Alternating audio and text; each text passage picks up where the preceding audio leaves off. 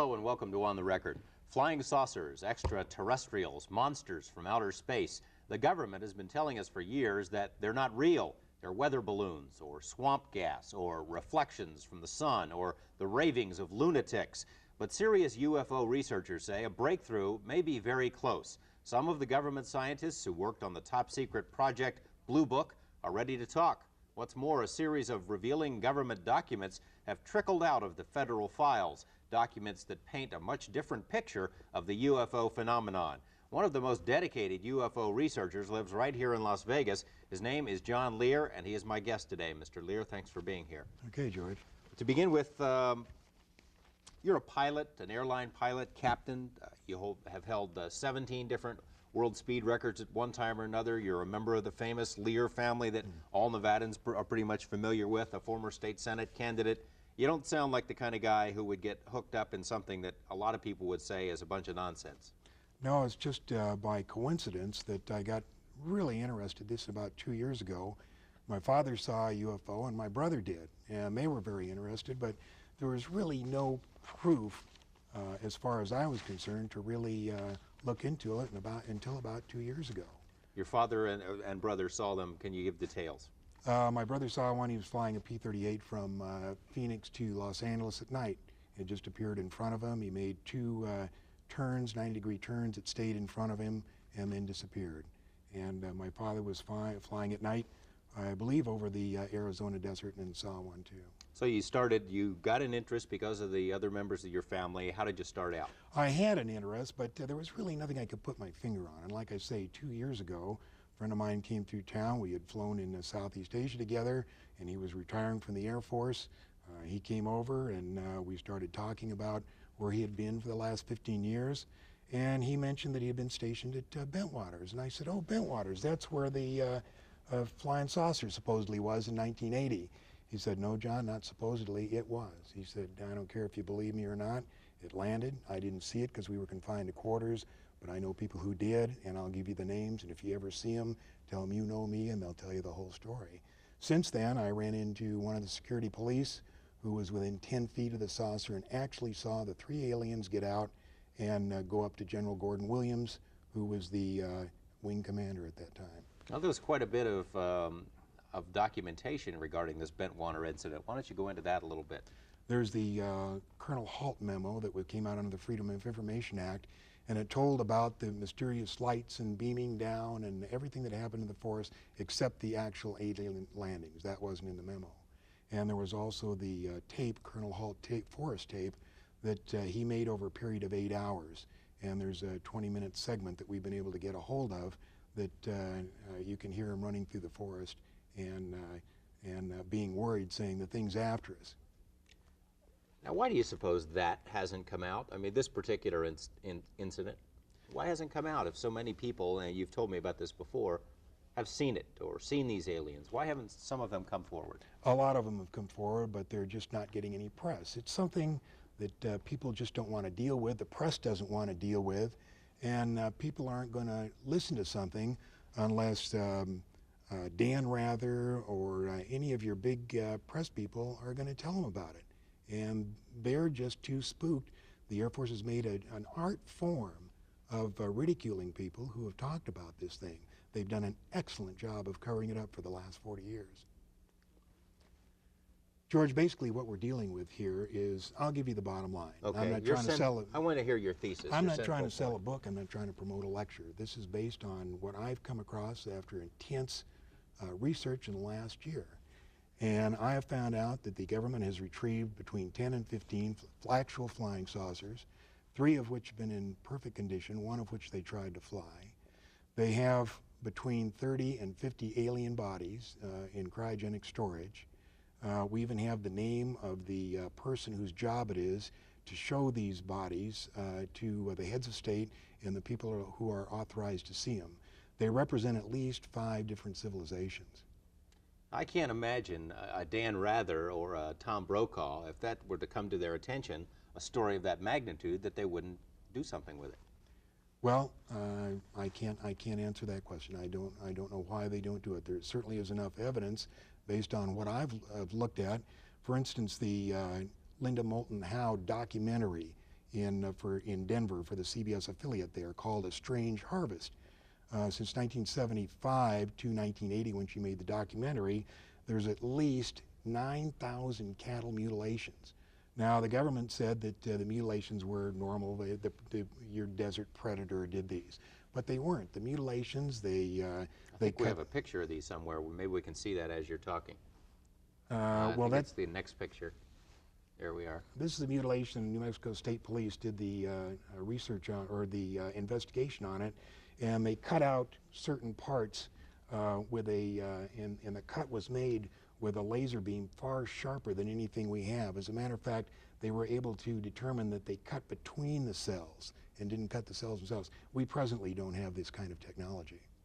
Well, if we don't know that we have this kind of technology, or you and I don't know that we don't, but that doesn't prove necessarily that it's ET. No, except that there's usually a visual sighting of a flying saucer or a strange light at each one of these sightings. Okay, you mentioned the saucers and the bodies. Now, what kind of proof do you have that is true? How do you know that? Well, let me take a look. Let me read to you first what the Air Force says about the bodies. First of all, I'm going to read from the Introductory Space Science, Volume 2, Department of Physics, United States Air Force. This is Chapter 13, Unidentified Flying Objects. Now, this is what the Air Force has the students at the Air Force Academy read. And it says, the most commonly described alien is about 3.5 feet tall, has a round head, arms reaching to or below his knees, and is wearing a silvery spacesuit or coveralls.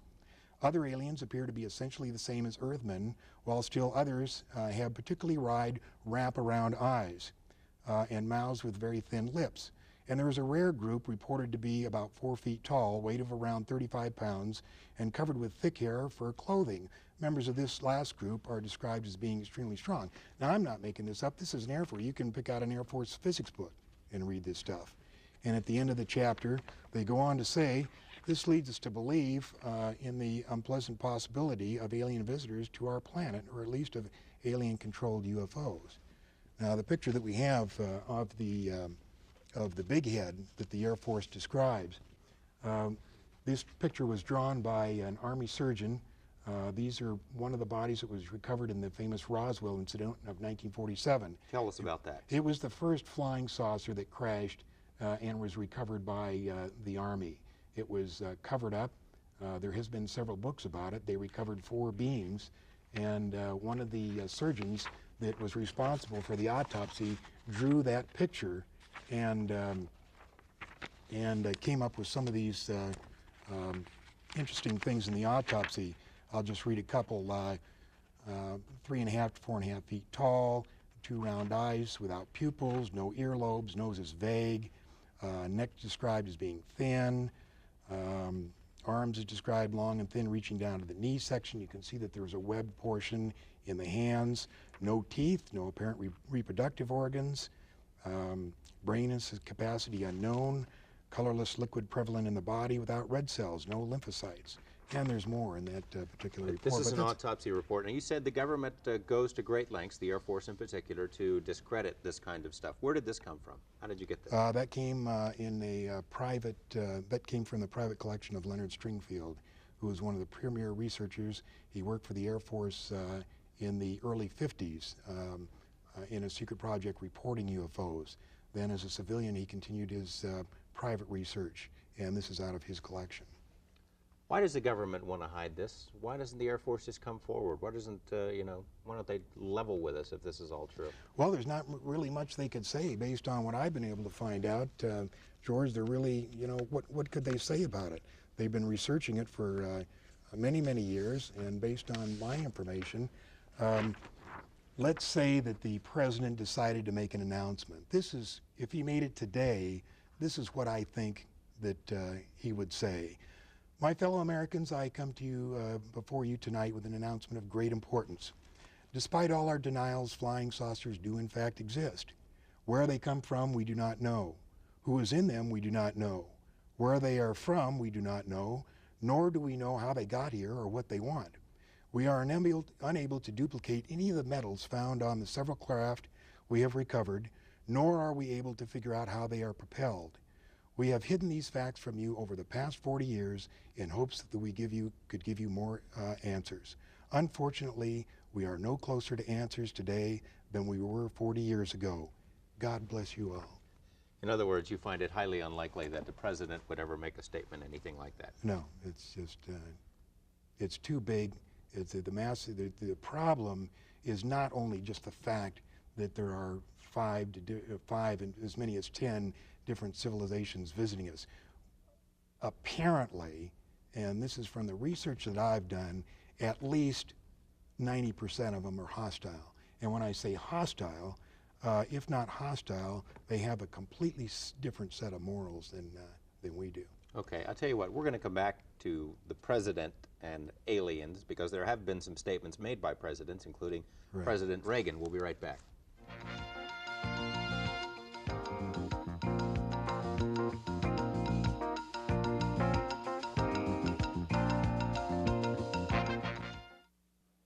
Welcome back. UFOs, are they real? We're talking with John Lear on the subject. Mr. Lear mentioned a couple of minutes ago about what the president might say about UFOs. Do you believe that various presidents have been informed about what you believe to be the truth on UFOs? Each president has been informed up to and including President Reagan. I'm not sure to the extent they are informed. Privately, I don't believe they are giving the full briefing. The people that control this information is a organization that we know of as MJ-12, and they're a top group of military and scientists. And I do know that when the president becomes president, it takes at least 3 or 4 months before he actually gets the clearance to know everything there is. Now, that doesn't mean they tell him, but it does take 3 or 4 months to get. Now, talking to the president, let's talk about what the president has actually said. Has he mentioned anything about aliens? President Reagan? President Reagan, on December 4th, 1985, this is a copy of the speech from the White House, just before he went over to Iceland. He says, I couldn't but, one point in our discussions privately with Secretary General Gorbachev, when you stop to think that we're all God's children, wherever we may live in this world, I couldn't help but say to him, just think how easy his task and mine might be in these meetings that we held if suddenly there was a threat to this world from some other species, from another planet outside in the universe. We'd forget all our local differences that we have between our countries, and we would find out once and for all that we really are all human beings here on this earth together.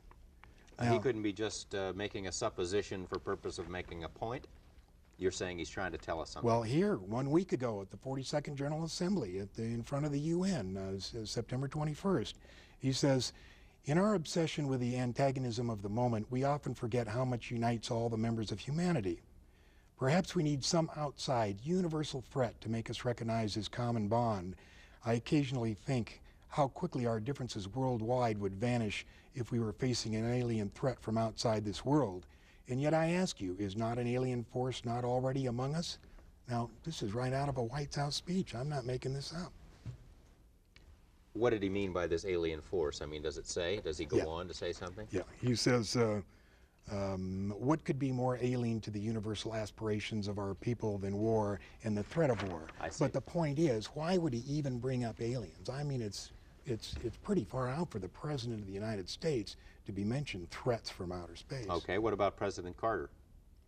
President Carter, we have the quote from Carter when he was during his election campaign, if I become president, I'll make every piece of information this country has about UFO sightings available to the public and the scientists. I am convinced that UFOs exist because I have seen one. Jimmy Carter says he saw one. That's Jimmy Carter. He saw one in 1973. But he didn't tell us, did he? He doesn't. The pressure is enormous on these people to cover this stuff up. How can that be? Are they afraid of a panic, that people would panic? There's the panic problem, and there's also the problem that, in fact, in Cro-Magnon man, there may have been some tinkering to make us what we are today. And that's been borne out by several researchers. We couldn't have developed exactly the missing link. Something had to happen to get us going. Between 4,000 and 8,000 BC, we had just been going along and for hundreds of thousand years not doing anything. all of a sudden, bang, we started making pottery, invented the wheel, invented fire, and everything took off. What was the key that did that? I don't know, but it causes one to think. You mentioned a couple of minutes ago before the break that you think 90% of these visitors are hostile. What makes you think that? Well, Doesn't fit with what we think of as E.T., you know? if you read several of these books that are on the newsstands, one is called Intruders, one is called Communion. They apparently come down, and when I say apparently, this is taken from 300 hypnosis cases. A friend of mine has done 140 of them. And the people are abducted, they're taken up into a saucer, usually lasts about an hour. They do all kinds of experiments. They give them shots, they poke them, they cut them, they do all kinds of things, then wipe out their memory and send them back. Only after several months of some psychological problems do they end up going to a psychiatrist. And the psychiatrist, on trying to find out what the problem is, in the use of hypnosis, finds out that this person has been abducted. What's the reason for that? What are they trying to learn? There's three things that they're trying to do with these abductions. The first thing is they're trying to monitor us. It started in the early 40s, and they'd put a little unit, very small BB-type object, way up in the backside of the brain, and they'd leave it there for about 18 years. They'd pick them up and put it in about 4 years old. About 12 years old, they would pick them up and monitor it. Then about 18, they'd take it out. The second thing they did is they put a post-hypnotic suggestion.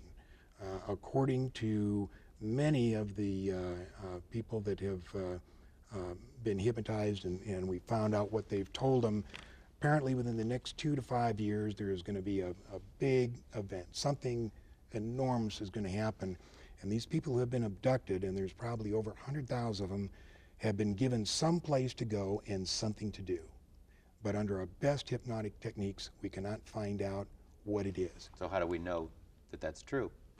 Because they said they're going to do something. They know that they're going to do something, but under the hypnosis, they can't find out exactly what it is. And the third thing that they do is genetic experiments. They've been crossbreeding. There's a very good book out now called Intruders, written by Bud Hopkins, and it's about a crossbreeding experiment with a girl in Indianapolis.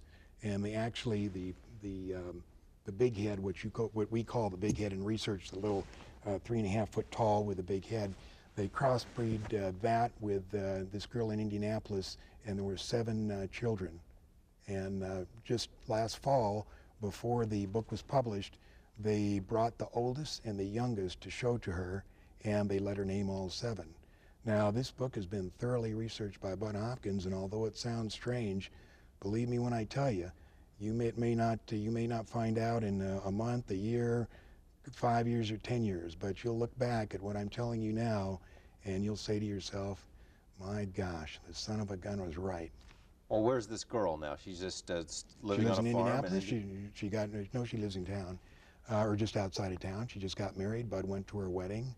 We all know who she is. She gets along, just fine. It doesn't mean, just because she was abducted and gave him children doesn't mean it was the end of the world. It was just a part of her life.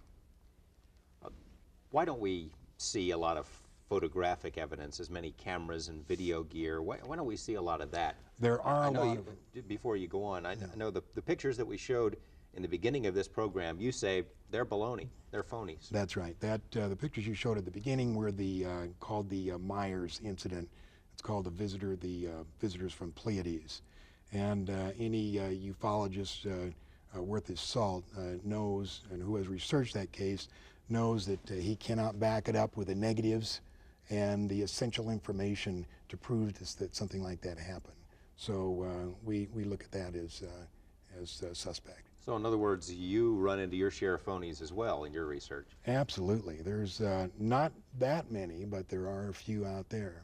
There's so many people that have real stories to tell that we're just so busy with those. For instance, let's take the November 17th Japan Airlines incident. I'll tell you what, we're going to take another break, and we'll do that when we come back. Stay with us.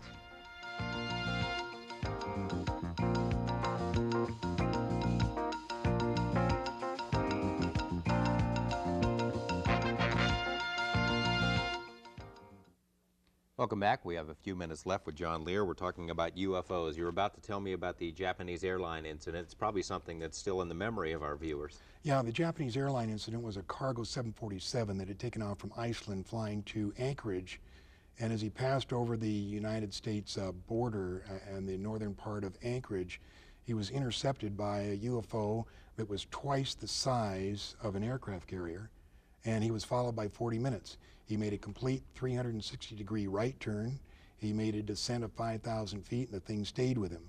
Regardless of what you hear, the FAA did have him on radar, and so did the Air Force. If you have a picture there, this is a 26-page document made by Bruce Maccabee, who's a physicist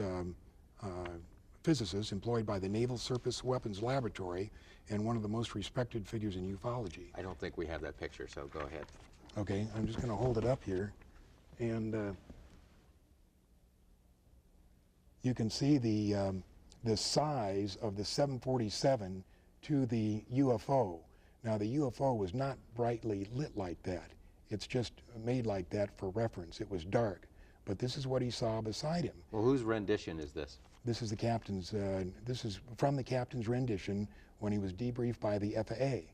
Now, certain UFO debunkers have said what he saw was the planet Jupiter. Well, this is an insult to all transport category captains around the world. I mean, the guy knows the difference between something that's twice as big as an aircraft carrier and the planet Jupiter. I've also heard that it's the reflection of his own plane. But the radar, Yeah, that was an something like attempt to describe it. You can't imagine what pressure these people are under to cover this stuff up. It's tremendous pressure. It really is. Okay. You were going to tell me that the church, did you want to go further into the JAL incident? No, I just want to say that's a 26-page report. It had the captain and the ATC conversation. It had the radar plots, and it had the Air Force plots and the FAA radar plots. There was no question about it. You want to tell the me thing followed him. The church, what do they think about UFOs? Well, here's a copy from the London Evening News, July 21st, 1987. And it says, "Prepare to meet thine aliens." Vatican theologians have acknowledged that there could be life on other planets. Now they plan to train missionaries capable of working in space and meeting aliens. Jesuit scientists at the Vatican Observatory in Frascati near Rome have reported moving lights and other identified phenomena in the sky. Starting in September, the Vatican University will have a special UFO section. You've said before you thought a lot of their intentions were hostile, and you've mentioned before that a lot of the sightings are around military bases. Why don't we see them here, Las Vegas? We got a lot of military bases here. Well, in fact, there have been a lot of reports of UFOs in and around Las Vegas, not specifically over the Air Force bases. We have the test site, and of course we don't know what's going on there, and we have Nellis Air Force Base, but there have not really been a lot of sightings over there. The main Air Force sightings were in 1975, and the UFOs descended on every Strategic Air Command base guarding the perimeter of the northern United States. And they hovered over the nuclear weapons storage area, and they stayed there with impunity for up to 2 and 3 hours over a period of 3 days. And nobody heard about it? Well, there was a few reports, but you really don't. I have a report 150 pages long of the F-106s that were sent out to chase them, and the helicopters, and notifying the Canadian authorities, and the security patrolmen that were sent down to actually see what was going on, and they'd come up on these things, and they'd say, "I'm not going any further." You think maybe it's a top secret area, if the Air Force actually does have them, maybe they got him here? I'm certain they do. Up at the test site, there's a report that of the 3 that they got in perfectly good condition, at least 1 is up at the test site and has flown, and 1 was being flown as of 1981. By us? By us, yeah. We mentioned at the top of the show that perhaps a breakthrough might be coming, that some of these people from MJ-12 or from the Project Blue Book who are in on the government's research and who saw some of this stuff might be ready to talk. We got about a minute left. Why don't you tell me about that? It's our information that part of MJ-12 wants to release it, part of it doesn't. We're hoping that we can do this, but of course, as researchers, we're not aware of all the ramifications. We just know of what we're looking at. So we would like to see them release it, but we really don't know if they are. Okay, John Lear, it's been very interesting. You keep us posted. Sure will. Thank you. We'll see you next week with more of On the Record.